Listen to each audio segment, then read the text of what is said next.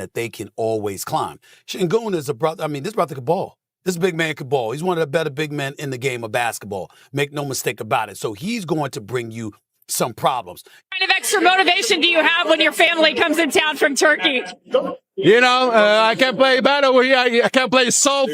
My dad is watching, so I got to get my everything out there. So after the game, if I go home and I'm playing soft, he got to mad at me, you know? I don't want to take that no. Alperen Şengün's rise in professional basketball is a story defined by overlooked potential, strategic decisions, consistent growth, and remarkable achievements across both the NBA and international competition. His path to stardom began in Turkey, where his skill set quickly separated him from his peers and placed him among elite company even before he set foot in the NBA. By the age of 16, Şengün was already competing in Turkey's second division with professional players, demonstrating a level of size, skill, and basketball intelligence far beyond his years. At just 17, he was starring in Turkey's Super League, competing against fully developed adults and showing he could dominate in multiple facets of the game. His averages during his MVP-winning 2020 to 2021 season for Beşiktaş were staggering for his age. 19.2 points, 9.4 rebounds, 2.5 assists, 1.3 steals, and 1.7 blocks across 29 games. Only Luka Doncic and Nikola Jokic had posted similar levels of dominance in top-tier leagues as teenagers, marking him as one of the rarest international prospects of his generation. Arriving in Houston for the 2021 Summer League, Şengün faced immediate challenges. He barely spoke English and struggled to understand the playbook or coaching instructions. Yet, when he stepped on the court, the language barrier disappeared, and his basketball IQ became unmistakable. He directed teammates with hand gestures, executed no-look passes, and displayed offensive moves that mirrored veterans with a decade of experience. These early flashes indicated Houston had secured a player whose ceiling was higher than most analysts initially projected. His rookie season in 2021 to 2022 was both an adjustment period and a baptism by fire. Playing all 82 games, Şengün had to adapt to the NBA's relentless pace and physicality while competing on a Houston team committed to a rebuilding strategy. The Rockets won only 20 games, prioritizing draft positioning over competitiveness. Despite the losing environment, Şengün provided glimpses of brilliance, showcasing Euro steps, spin moves, and creative finishes against established defenders. In his second year, Houston improved marginally to 22 wins, continuing to emphasize youth development. Şengün's flashes became more consistent, although the team's lack of structure and veteran presence limited growth opportunities. The turning point came in April 2023 when the Rockets hired Ime Udoka as head coach. Udoka, known for his demanding style and championship experience from Boston, introduced discipline, accountability, and a new culture to the youngest roster in the NBA.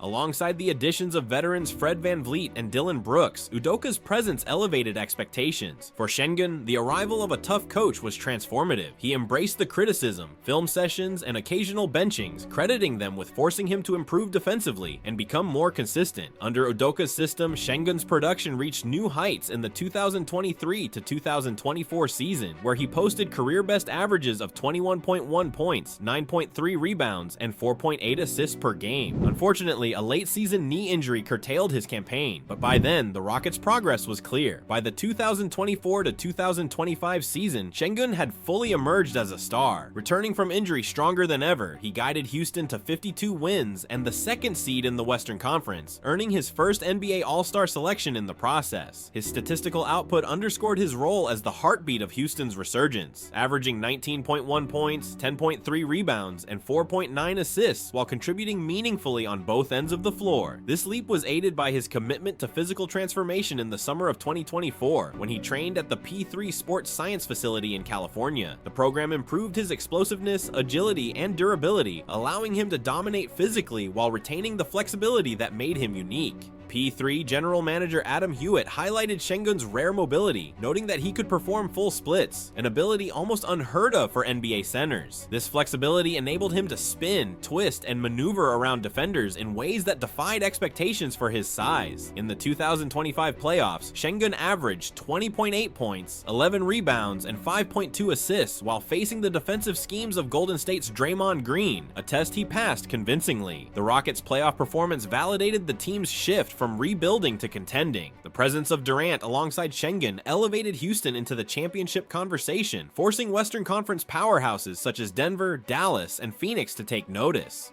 Teammate Furkan Korkmaz sparked debate by stating that Sengun had surpassed Joel Embiid as the best center he had ever played with, a bold comment considering Embiid's MVP status. The remark ignited discussion across platforms, with many acknowledging Sengun's case as one of the top centers in the world. Sengun himself remained respectful, noting after the Serbia win that Jokic was the best in the world, but admitting that beating him was an important milestone for Turkey and for himself personally. The Eurobasket performance reinforced what the NBA had already begun to realize. Sengun is not only a central figure in Houston's rise, but also a player with the ability to dominate on the international stage. His combination of size, skill, and adaptability positions him as a prototype for the next generation of big men, capable of blending traditional interior dominance with perimeter playmaking and defensive versatility. The Houston Rockets' 52-win season in 2024 marked the end of their long rebuild and signaled the beginning of a legitimate championship window. With Durant's scoring ability, a deep supporting roster, and Sengun's ascension into superstardom, the franchise has positioned itself as a contender capable of challenging the established Western Conference powers. Analysts and observers have begun to project Houston as a dynasty in the making, with Sengun at the center of it. His trajectory suggests not merely stardom, but the potential to alter the balance of power in the NBA for years to come. Ultimately, Sengun's journey encapsulates the significance of scouting, development, and adaptability in professional basketball. What began as a draft night gamble by Rafael Stone has evolved into one of the NBA's defining storylines. Sengun has proven capable of outplaying MVPs, leading his national team to historic victories, and spearheading a franchise turnaround. His rise from a teenager dominating in Turkey's leagues to a 23-year-old global superstar demonstrates how talent, work ethic, and the right environment can converge to reshape the competitive landscape of the sport.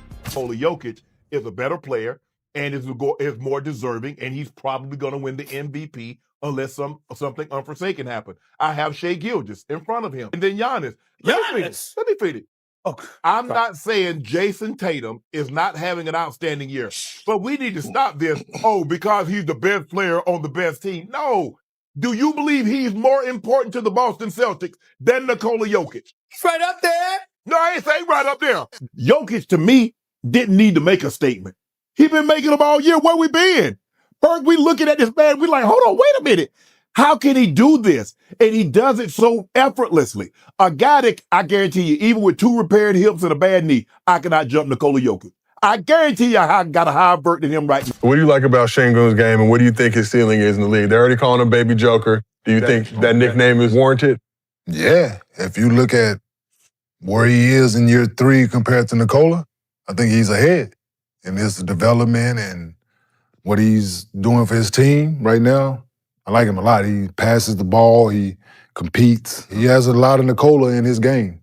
As far as his skill set and footwork offensively and passing ability and craftiness, I like him.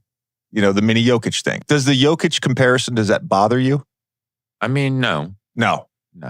Not for now, still young, but after some point, yeah. Do you feel like it's a pretty big compliment? I mean, yeah, they mean like my game is similar to him. Yeah. Is it true though? We kind of play Yeah. same game. It was when they were telling me first time I came here, it sounds better, but getting like, getting your own space now in NBA, on your spot.